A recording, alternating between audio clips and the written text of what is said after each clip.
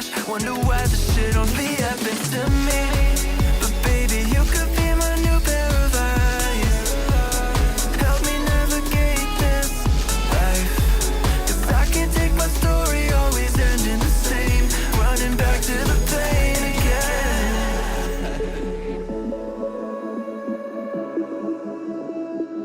Running back again. Yeah, to the same old thing. But today I sing out, I'm gonna be so different. I'll be moving different. I'll be living different. This time gonna be different. Finally out of the same old thing. So today I sing out, I'm gonna be so different. I'll be moving different. I'll be living different. This time gonna be different. I done finally had enough, and I promise this time won't keep running back to the dark.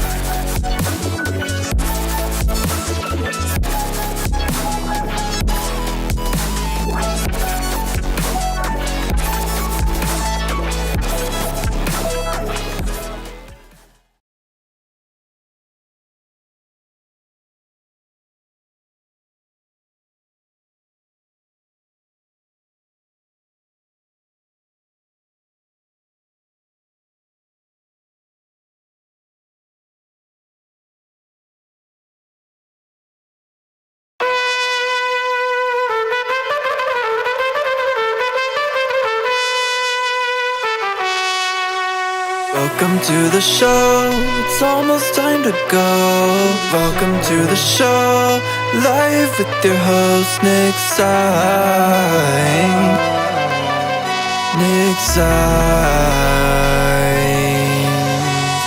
Welcome to the motherfucking show.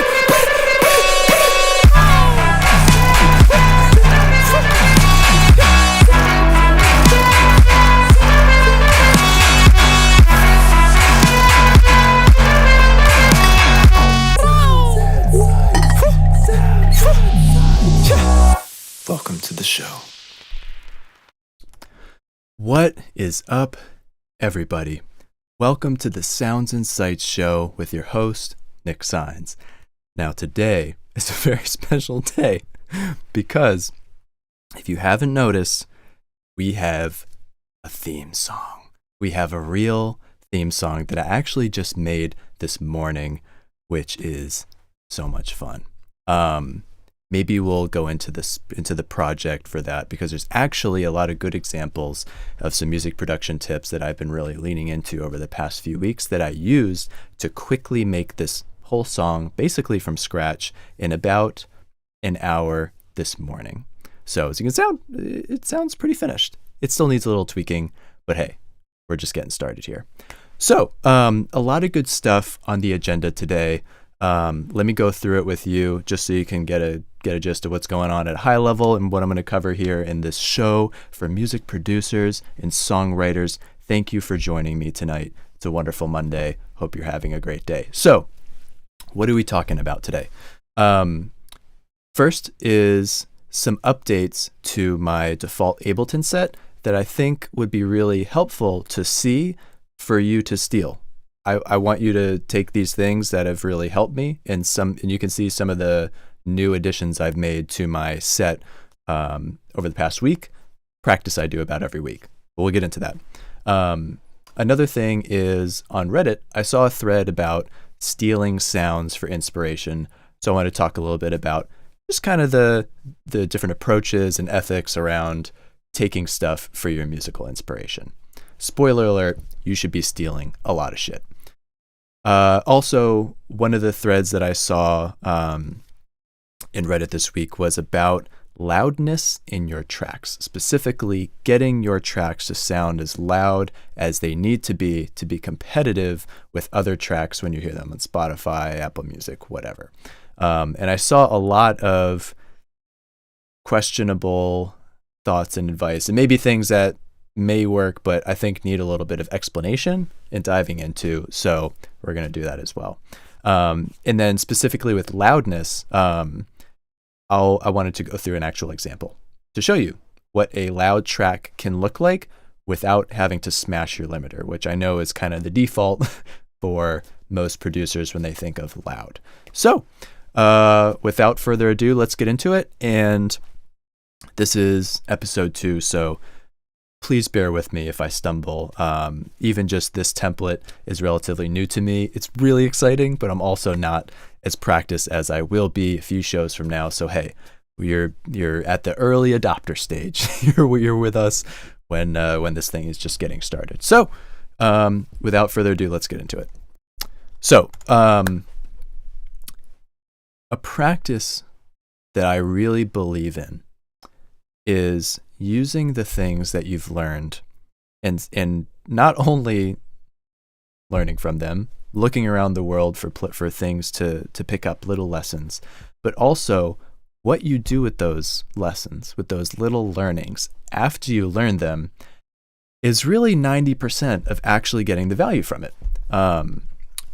Me, for example, I've been producing music for over 10 years, and I have learned a ton of good stuff. And honestly, I've forgotten 60% of it. There are things that I've learned that, little production tricks, little whatever, that I just don't put in my songs, not because they're not worthwhile. It's honestly just because I forget that they exist. So a really smart and helpful thing to do is to take anything that you learn, any sounds that you really like, anything that you think would be a good part of your style and something that really suits you, and put it into your default template. I use Ableton, but this applies for whatever project. So specifically for this week, I added some support for augmenting transients. So like little clicks and pops that you can layer on top of your percussion, like your kick, snares. And I made that in like an easy to use way. So I'm going to show you guys that. And then also added a little tear out starter for those of you dubstep guys and gals. So let's get into it. All right. So let's open up. And again, this is going to be a little improvised, but let's actually just open up a default set. So I'm literally just going to say live. Let's open it up. This is actually a pretty dense set, so it may take a few seconds. You know, I got a pretty good computer too. It's a Mac Studio, not the souped up version. It's just like the base version. But this thing is very powerful. But even still, I may have added too many learnings over the years to these default sets. It takes like a full minute for it to load. So we're just gonna sit here. And honestly, we might just enjoy the silence for a minute. You know what I mean? Not everything needs to be filled with space. So let's go ahead. Just wait. Let me get a little sip of water.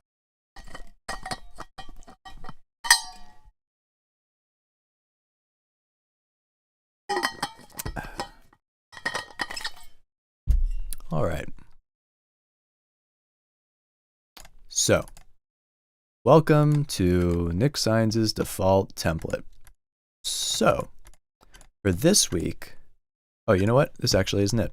I didn't, let's see, splice, template. There we go. Let's try this instead. Bop. So I need to actually save it. That's a good thing to note. I have it as a project, but I don't, I didn't save it as the actual default template. So I need to do that. Reminder. Alrighty.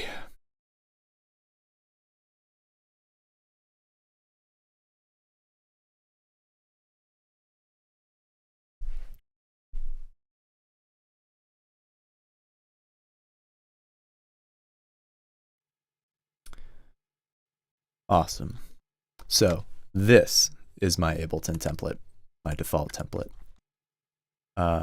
So some new additions for this week involve adding this little transient bus here. So if this is your first time kind of seeing my default set, the way I have things organized is I have my reference tracks, which I can just load up and listen to up here. I have some just some starter slots for stems if I'm messing around with with AI stem separation. Usually use it for references kind of early on if I have some drums that I like. Got my lead instrument / vocals, background vocals, drums. This is new. My other bus is kind of like melodic elements and bass, and then this is a tear out starter, which is also new. So usually new things just kind of sit at the top level until they find a home. But let me get to this transient bus. So this is really interesting because from a Skrillex interview, and honestly a bunch of other producers that I've kind of really listened to over time, one of them, definitely Skrillex.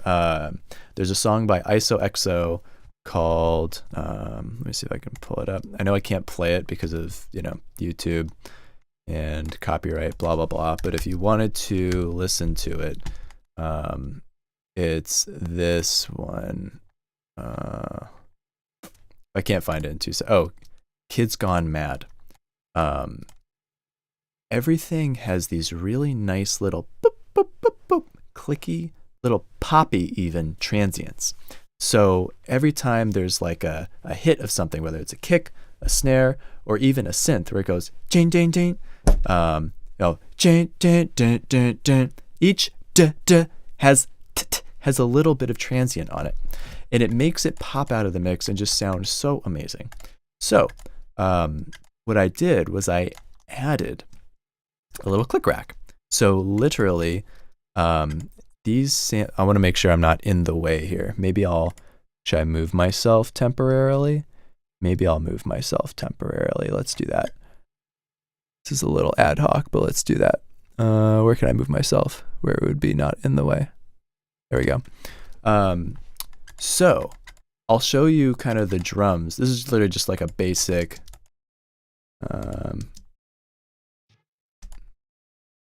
oh, why aren't these playing?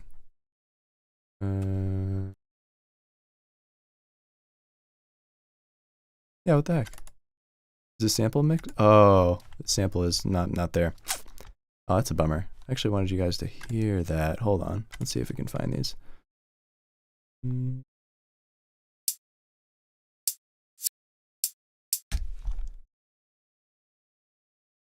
No new candidates found. Is that still not there? Yeah, okay, one more. See, this is just the nature of the beast. Cool. So again, those are literally just there as placeholders so that I can move them around when I want to create something new. But here is something even more interesting. So let's listen to them just naked. So pretty poppy. Now let's listen to them with the transients. So this is what the transients are adding. They barely are even noticeable when you play them by themselves, but in the context of a mix, and I can play for you the intro song that I had. You can hear how crisp the kicks are. Watch.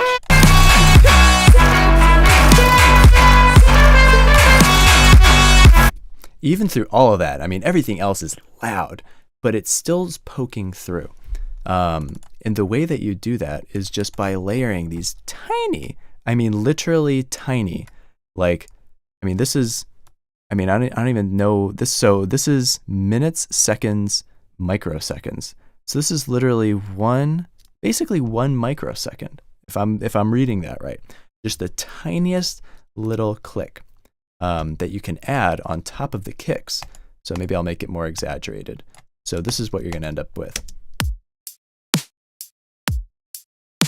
See, even the kick, it doesn't have to be so loud anymore for you to be able to hear it easily.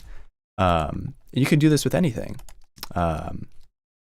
If it's a kick, snare, a tom drum, any sort of percussion, it could be like a synth hit. If it's like, there's plenty of ways to go about it. So transients, huge way to get things to kind of poke through your songs without having to add volume, because that was a mistake that I was making earlier on when I was producing, specifically with my drums, was that everyone else's seemed so loud. Yet when I increased the volume of my kick, it ended up just eating up the whole track. But I played around with this, and over the year, I've really grown to appreciate just how much just a little transient added on top of virtually any kick can make it pop through without having to crank the kick. So now you can leave the kick, any other drum, kind of at the volume that makes sense, to taste, and it can still be audible in the track. So let's move everything back to default here. And one thing you can do to make this easy, because I can tell you for certain that one of the main tasks of these clicks is actually like copying and pasting them to be on the beat with your kick. So one thing I found to be super helpful is if you have like a drum rack, what you can do is have your usual kick be on the same note, or at least, like I could copy and paste this, and then, you can just kind of move it to where it needs to go. Boom. Instantly, you have the rhythm of your kicks attached to your transients. So there's not a whole lot of copy paste. So now you have super punchy, poppy percussion where if you listen to it on a phone, it's one of the huge things about the transients that you're going to notice is that when you're playing it on a phone, when you're playing it on headphones, where you don't have this big speaker that knocks the bass, what are you going to hear when the kick hits? You're going to hear these little clicks. And in your mind, it sounds so satisfying when it's that click, boom. Easy way to really add some power and punch to your drums without adding volume. So that was a huge win. And then the other thing that I've added this week to my default set is, here, I'll move myself back to the middle because, I'm just kind of compulsive like that. So the other thing that I added was I watched a tutorial, and I want to show it to you guys because it really was that helpful. I'm not going to like play it through. I just want to show you guys the link. So if you're curious about creating some like tear out dubstep sounds, you can do it. Hold on, let me just pull it up. I think it was called like it's like by Odd Prophet, How to Layer Bass. This one. To literally have, an alright bass, and then they go and make another bass, and they go. So Odd Prophet, How to Layer Your Bass. Not a tutorial of mine. I have no dog in this race, but I learned a lot from this around specifically creating that like heavy tear out sound. So I'll see if I can show you like what he ends up making.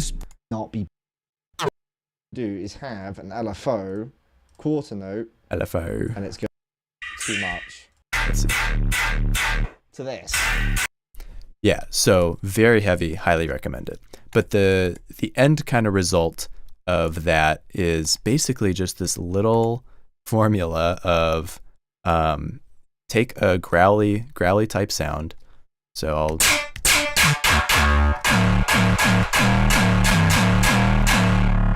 let's take off some of the effects here so you can hear the bass. So as you can see, I'll turn this off, like growly sound, and then adding a little bit of automation. So this is the band notch filter. So it's like a band pass. So kind of this shape of filter. Then it also has a notch. So literally a frequency range that's just dipped out. And you can move those simultaneously, which is kind of what I did with this envelope here. You can see it's applied. And then also what you're going to want to do is do the master tune. So you're basically just having it pitched down. So that's what this is doing. I think maybe this is doing the same thing, just a little quicker. So you can see it just goes quickly. And then this multi-pass. So this is a plugin from Kilohertz where it's basically you can apply like different effects to specific frequency ranges. Honestly, I haven't played around with this as much as maybe I would feel comfortable like really telling you guys about it and diving into it. But all I can say is that even just like this convolver, adding it to everything except for like the lows, I mean, it sounds sick. Like, check this out. So this is without. This is with. Kind of sick, right? And you can play, or it's basically just like adding space. And there's tons of presets that come with it, literally for different spaces. Like here. Oh.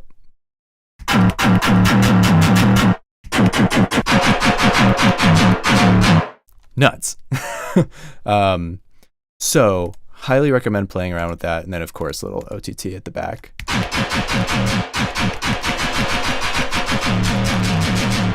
So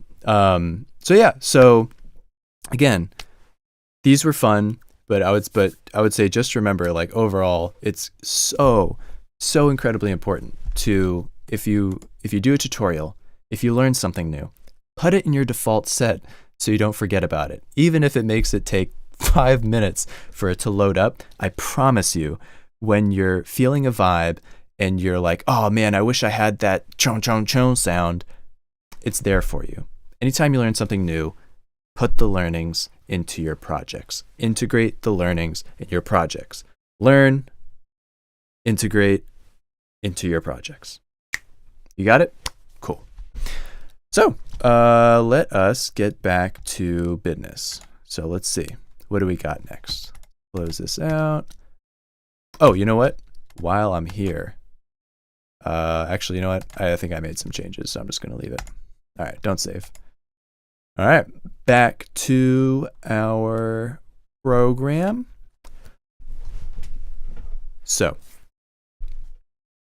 I'm kind of just freewheeling here. I didn't really have anything written out for this, but this was a topic that, you know, in one capacity or another, I've seen across music. My wife is a painter. I mean, I've seen it across golfing. I mean, the subject of how much do you take? You know, what's the limit of taking other people's ideas before it makes this jump over the imaginary line between inspiration and stealing?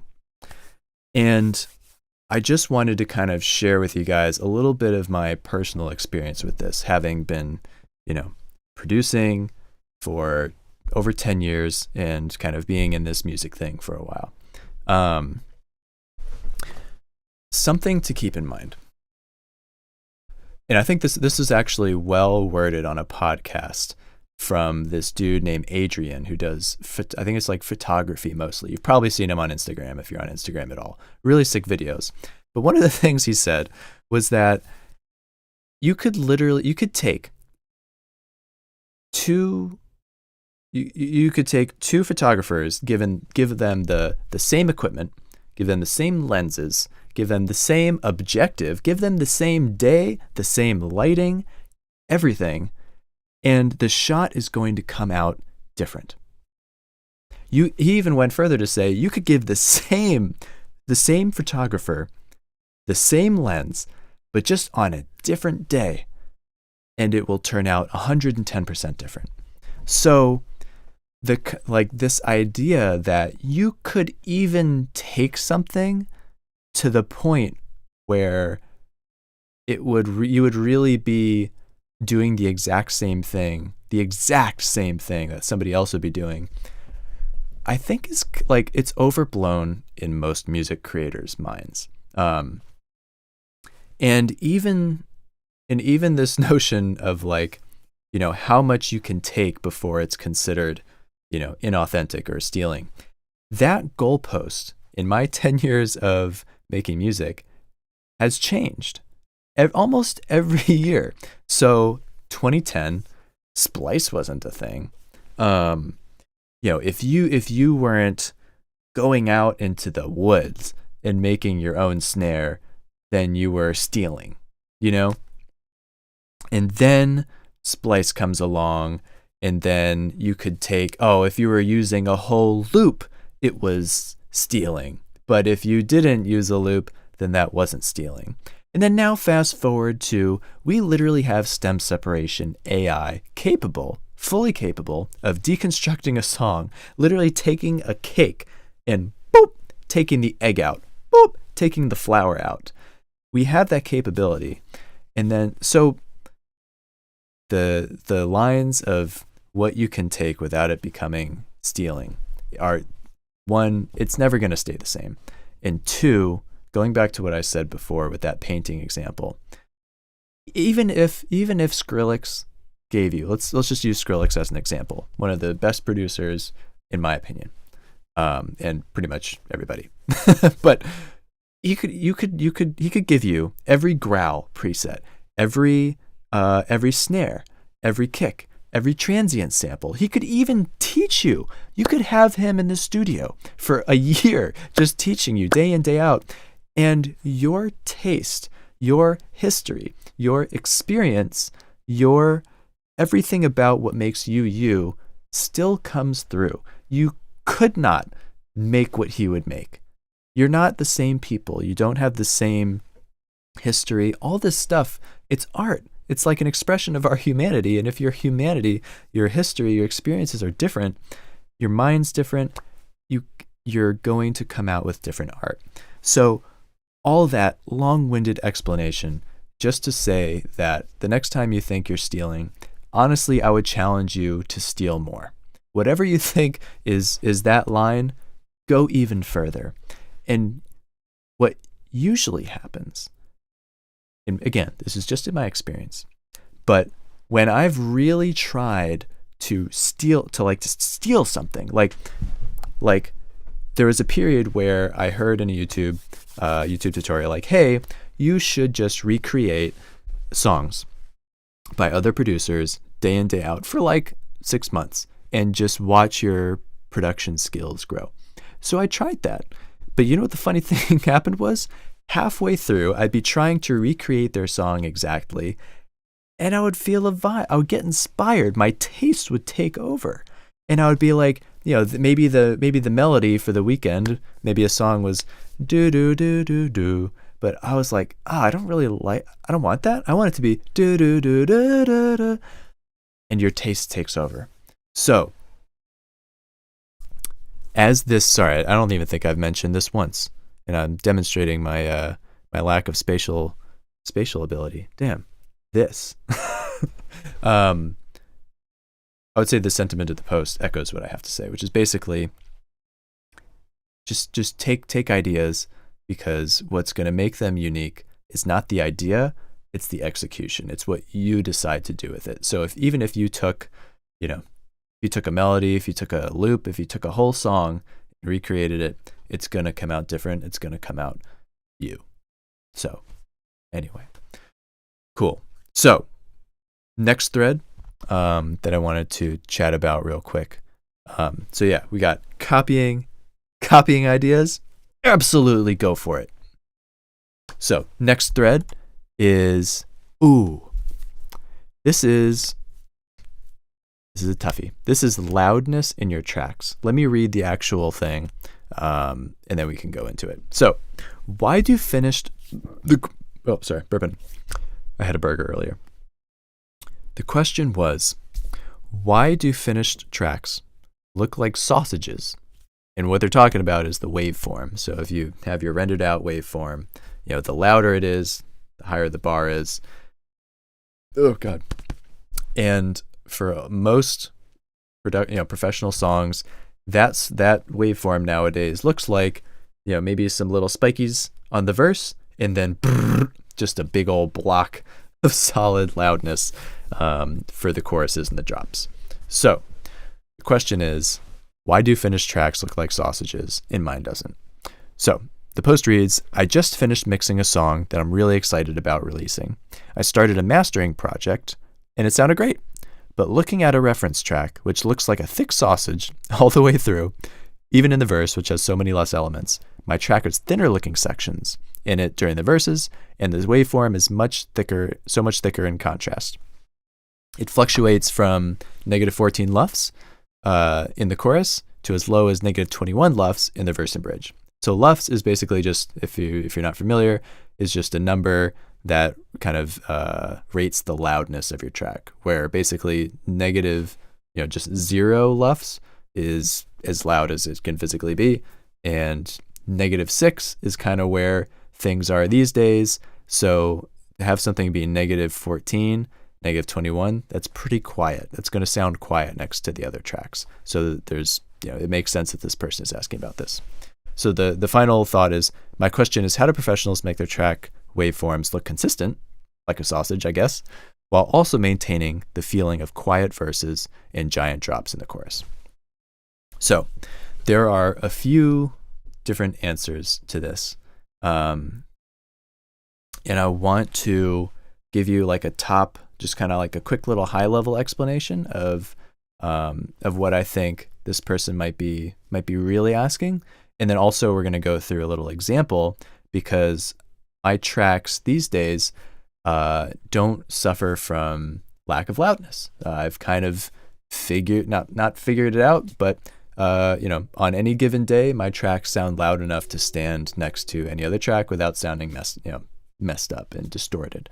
So I want to actually show you guys kind of like what goes into making a track sound loud enough without it falling apart. So basically, let me can I just open it up? I'm thinking we should open it up. Now, you know what? Okay, let's just talk about it real quick. So the reason that a lot of people's songs are too quiet, actually, you know what? Let's just open it up. Let's just show you guys. Let's just show. We don't show, or we don't tell, we show. So what song would be like a good example here? Let's do, so we can listen and see what's a loud one. Honestly, even the intro song. Let's do it. Let's do that. So this is literally the intro song for the Sounds and Sights show that I made this morning. You can see literally date created. Oh, you know what? Date created today at 10 and 11, almost 11 o'clock. And I made 1 or 2 edits, but it is going to be plenty loud. And I'm actually going to show that to you with some metering. So let me bring my metering over here. Command drag to reposition. Oh gosh, I'm messing this up big time. Oh shoot. Here we go. Nice. So let's go ahead. This is still opening up. Show you guys kind of the metering here so you can see. Oh, that's not what I wanted. Like that. There we go. Nice.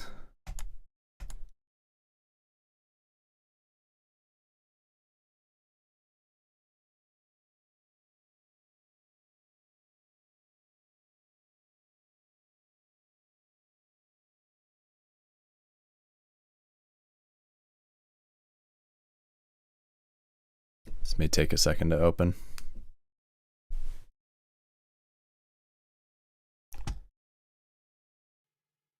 So for those of you who are just joining, we're going to go through a little example of how I kind of approach making my songs loud enough. Because I know that for a lot of producers, who are trying to get their songs sound like, have that professional sound, loudness is definitely kind of one of the first things that people think about. But I sometimes think that they're probably thinking about it the wrong way. I know I did for a long time. So I'm going to show you guys what's up. So this was a little song that is the intro for this show. So let me go on the drop here. Welcome to the welcome to the motherfucking show. So I'm going to show you guys kind of the metering that I'm using so you can see just how loud it is. Welcome to the show. It's almost time to go. Welcome to the show. Welcome to the motherfucking shit.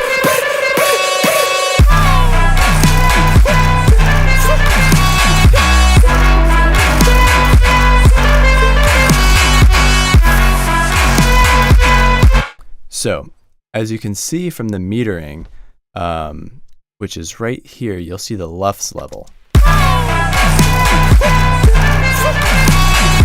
So I'm hitting about -5.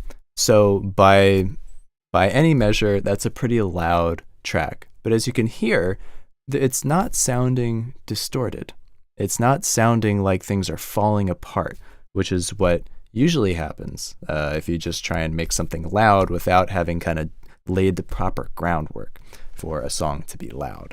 So let me show you my magical mastering chain that allows me to get my songs loud.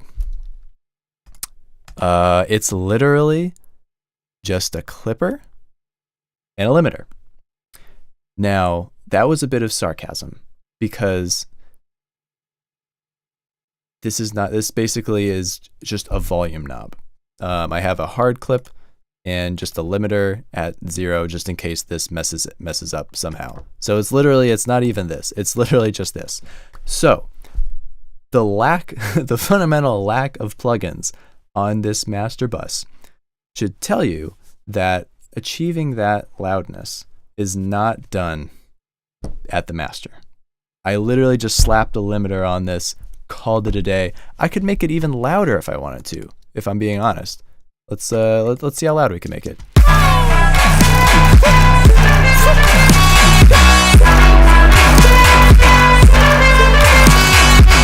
So now we're starting to get some distortion, some really audible distortion. So if mastering isn't really what's making this song loud, then what is? Let me show you. So, honestly, the thing that really helps, trying to think of how, this is actually a part that I didn't script this out or anything, so I'm just kind of thinking out loud how to explain to you guys. I mean, basically, like, what my sauce is for kind of getting things loud. And I would say the thing that really bridged that gap is adding a good amount of compression and the right EQing to my buses. And specifically buses, because I know a lot of mix engineers and producers are EQing every single instrument heavily to kind of fit in this puzzle. But honestly, I've gotten the best results from very minimal EQing and treatment at the sample, at the kind of like individual stem level, but grouping things and processing those appropriately. So for example, for my other bus, this is literally every single sample. It's a vocal thing. It's the trumpet sample. I mean, here I guess I'm chopping some off, but I don't have to.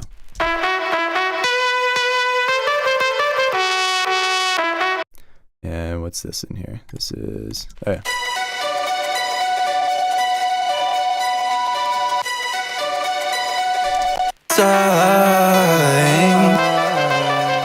Welcome to the motherfucking show. So, with very little treatment, you can kind of sculpt everything together as one unit, and then kind of apply some processing to that whole unit. So now you have all of your melodic elements are kind of shaped similarly. So now you can start thinking about, instead of fitting together 1,000 pieces of your puzzle, you really only have to shape 5.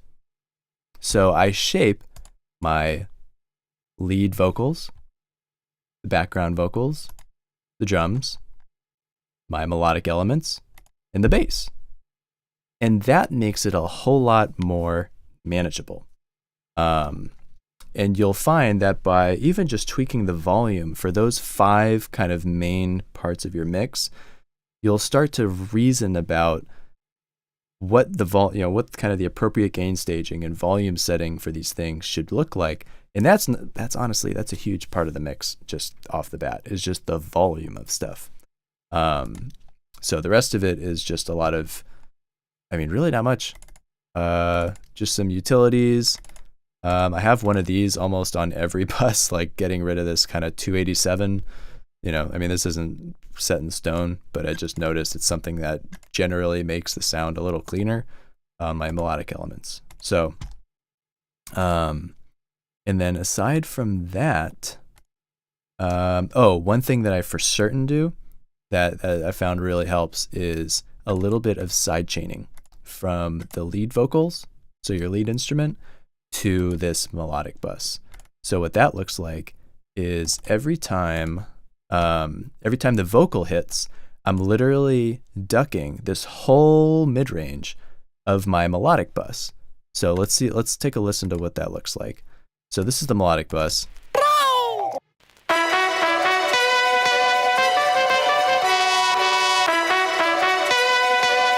Now here it is with the lead vocal.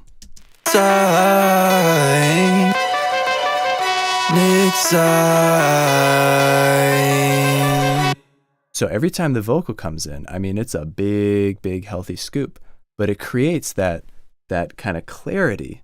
It's really unbelievable. Honestly, this is one of the most simple kind of mixing tricks, but it just works. It works. You just literally sidechain your lead instrument, the thing that's in the middle, and say, hey, all my melodic stuff, whenever my lead vocal hits, I want you to duck this mid-range from, I literally have it all the way up to 5 kilohertz to 500 hertz. Just swing it down. And then specifically, if you wanted to get kind of more technical with it, I'm only ducking, so it's the mids in the middle. So not the side channel, the stuff that's kind of the difference between the left and right stereo, but the stuff that's just in the middle. And that was kind of a trick that really opened up life for me, honestly, in terms of getting my vocals to sit in the center of the track no matter what else was happening. So I think that, remember, like, if you're trying to really pump up your loudness in your master, in your main bus, it's too late. It's too late. All that stuff has to happen at the, kind of at this level, picking the right sounds. And what is right, you'll learn. There's no other way than practice. You can read about it, but honestly, it just takes a while of playing around with it.